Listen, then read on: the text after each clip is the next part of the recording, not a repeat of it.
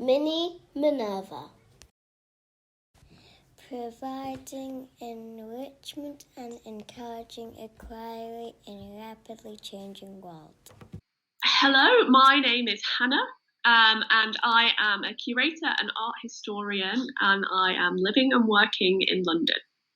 This week we have spoken to Hannah Lyons, who is an art curator. She works with the Victoria and Albert Museum in London and at the Queen's House in Greenwich.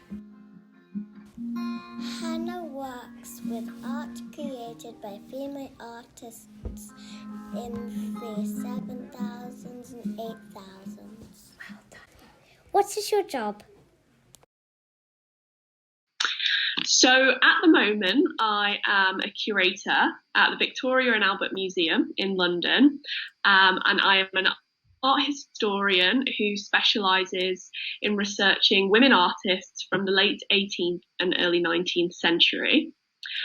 Before that, I was a curator at a museum in Oxford, and before that, I was a curator at a museum called Tate, which many of you might have heard of. What is an art gallery? So an art gallery is a museum that cares for works of art specifically. So these can be paintings, prints, drawings, sculptures, textiles, contemporary installations. And in England, galleries are usually free for members of the public to visit. So you can visit with your family and do all sorts of different activities. You can view the works of art on display. And galleries really encourage people to think about art, to think about why it was made, to think about who made it. And it encourages us to debate art because it's not something that we should necessarily all agree on. When and why was the V&A built? Okay, so the V&A was built in 1899. The first stone was laid down by Queen Victoria, who was the Queen of England at that time. And the V&A was built, like many other museums and galleries in England in the 19th century, in order to educate the British public. And so Henry Cole, the first director of the V&A, said that he hopes that the museum would be a schoolroom for everybody. And so in order to do that, they installed works of art from all different periods in the galleries. And it was also one of the first museums that actually had gas lighting so that people who were working all day could come to the museum in the evening and look at works of art when it was dark. And the V&A was also the first museum which had a cafe, so that families could come at the weekend and spend the day looking at the works of art, and then they could have a tea and a bun at lunchtime and then continue their visit in the afternoon. What does a curator in a museum or gallery actually do? That is a very good question. So the word curator actually comes from a Latin word, which means to care. So the principal job of a curator is to care for the collections that they are looking after. So that means making sure that they're in a safe space, which is usually in a museum store, making sure that they can't be damaged. It also means that we are, making sure that the objects are conserved. So working with the conservation team in order to ensure that, if there's any breakages, they can be fixed. And also an important job for curators is to research works of art so that we can understand why they were made, who made them, and we can organise exhibitions and displays and, make these objects more accessible for people visiting the museum today. What is an exhibition? So an art exhibition is something that a museum curator like myself will organise.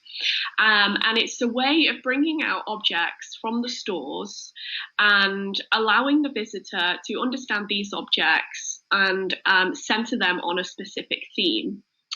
So, for example, at the moment, I'm working on an exhibition at the V&A, which will open next September in 2022. And that's going to focus on women artists who made prints in the late 18th and early 19th century. And so in an exhibition, the curator will choose specific works in order to present a story. So, for example, my story needs to feature the work of around 100 to 150 different women artists. And we have 500,000 prints in the V&A. So you can imagine what kind of task I need to undertake in order to choose the works that I will present to the public. Why do you research women artists? So I decided to research women artists because when I was a student doing my undergraduate degree, I was reading a lot of books that only spoke about male artists. And I wanted to know, what were the women doing? Were they at home looking after children? Were they in the kitchen? No, they weren't. That became quite apparent when I started doing research on them. So in my PhD research, I found that there are lots of women making art in the late 18th and early 19th centuries. And these were women who were working in workshops alongside their artist brothers and their artist fathers. And they were contributing to the family workshop. What are some of your favourite pieces of art? Okay, well, aside from the artworks produced by some of the women that I'm looking at in my PhD, one of my favourite artists is a man called Hieronymus Bosch, who was a Dutch Netherlandish artist who was working in the late 15th and early 16th century. And he made these fantastical paintings. They're often on wood.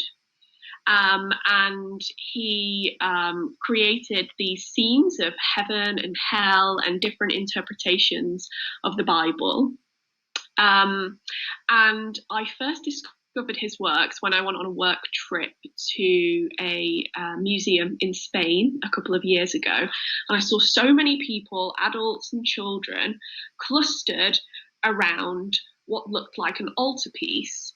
So it was 3 different sections, which is what we call the triptych. And actually, I have a little reproduction of that here. So you can see what I saw, which this is so if you imagine that's the triptych, and then it opens, and this is the painting. Wow.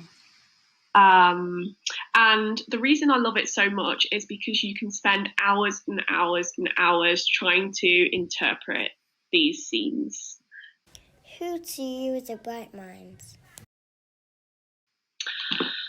A bright mind for me would be a writer from the 18th century called Mary Wollstonecraft.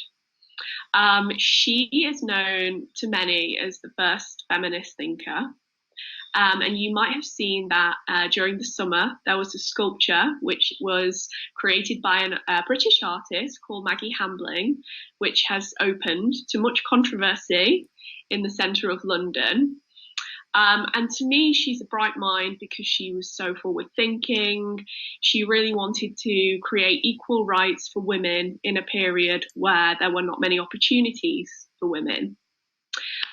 She insisted on education for women, and she also educated her own daughter, who some of you may have heard of, who was the writer Mary Shelley, who wrote Frankenstein.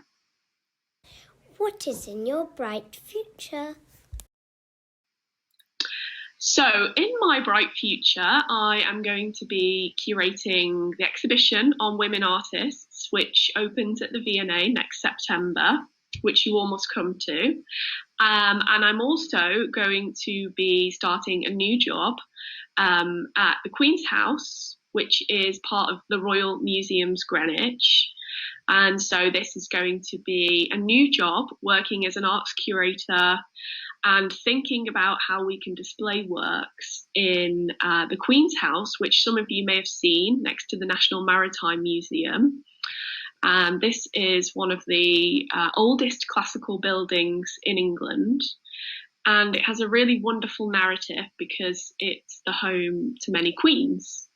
So moving forward, we're going to be thinking less about famous kings and famous men and thinking more about how we can tell the stories of royal queens and royal women instead.